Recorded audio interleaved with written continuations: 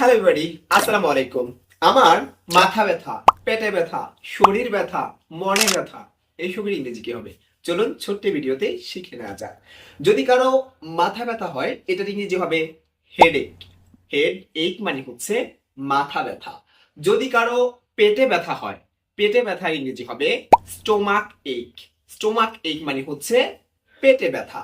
যদি কারো পিঠে ব্যথা হয়, পিঠে ব্যথার ইংরেজি হবে ব্যাক পেইন। ব্যাক পেইন মানে হচ্ছে পিঠে ব্যথা। যদি কারো দাঁতে ব্যথা হয়, উফ, এই দাঁতে ব্যথা খুবই ভয়ঙ্কর। আর দাঁতে ব্যথার ইংরেজি হবে টুথ এক। টুথ এক মানে হচ্ছে দাঁতে ব্যথা।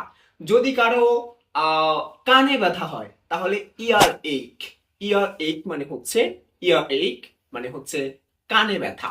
যদি কারো গলা ব্যথা হয়, গলা ব্যথার ইংরেজি হবে শর্ট থ্রট।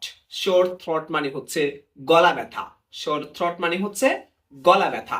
যদি কারো শরীর ব্যথা হয়, তাহলে শরীর ব্যথার ইংরেজি হবে বডি পেইন। বডি পেইন মানে হচ্ছে শরীর ব্যথা। আমরা এটাকে বডি এইকও বলতে পারি। বডি এই মানে শরীর ব্যথা। যদি কারো ঘাড় ব্যথা হয়, ঘাড় ব্যথা, ঘাড় ব্যথার ইংরেজি হবে নেক পেইন। নেক পেইন মানে হচ্ছে ঘাড় ব্যথা। যদি কারো হাঁটু ব্যথা হয়, হাঁটু ব্যথার ইংরেজি হবে নি পেইন। এইবার আমরা আসলটায় চলে যাচ্ছি, বুকে ব্যথা। বুকে ব্যথার ইংরেজি হচ্ছে চেস্ট পেইন। চেস্ট পেইন মানে হচ্ছে বুকে ব্যথা। তবে মনে রাখতে হবে, এই বুকে ব্যথা কোনো কারণে প্রেমের ব্যথা নয়। প্রেমের ব্যথার ইংরেজি আছে, টেনশন করার মতো কিছু নেই। প্রেমের কারণে যদি কারো বুকে ব্যথা করে, তাহলে সেটাকে বলা হবে লাভ সিকনেস। লাভ সিকনেস মানে হচ্ছে বুকে ব্যথা, তবে সেই ব্যথা অন্য ব্যথা, সাধারণ ব্যথা নয়। এটার আরেকটা ইংরেজি বলা যেতে পারে হার্ট এক। হার্ট এক। একটা গুরুত্বপূর্ণ তথ্য দিয়ে রাখি, ভালোবাসা কখনোই হার্ট দিয়ে ফিল হয় না, সেটা ব্রেইনে ফিল হয়।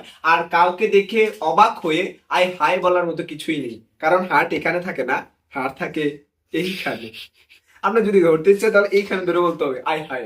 আর যদি না হয় তাহলে মাথায় ধরে বলতে হবে আই হাই। তবে কখনো এইখানে ধরে, এখানে কিছুই নেই ফুসফুস ছাড়া, ওকে, বক্ষপিঞ্জর ধরে বলা যাবে না আই হাই। সো আপনার কোন ব্যথা আছে আর কোন কোন ব্যথা এই তালিকায় অ্যাড করা যেত সেটা অবশ্যই জানাবেন। আর আপনার বা আপনার যে সকল বন্ধুর কোনো না কোনো একটি ব্যথা আছে, তাকে অবশ্যই ভিডিওটা শেয়ার করবেন এবং মেনশন দিতে ভুলবেন না। এরকম আরো ইন্টারেস্টিং ভিডিও পেতে অবশ্যই আমাদের ফলো করতে হবে।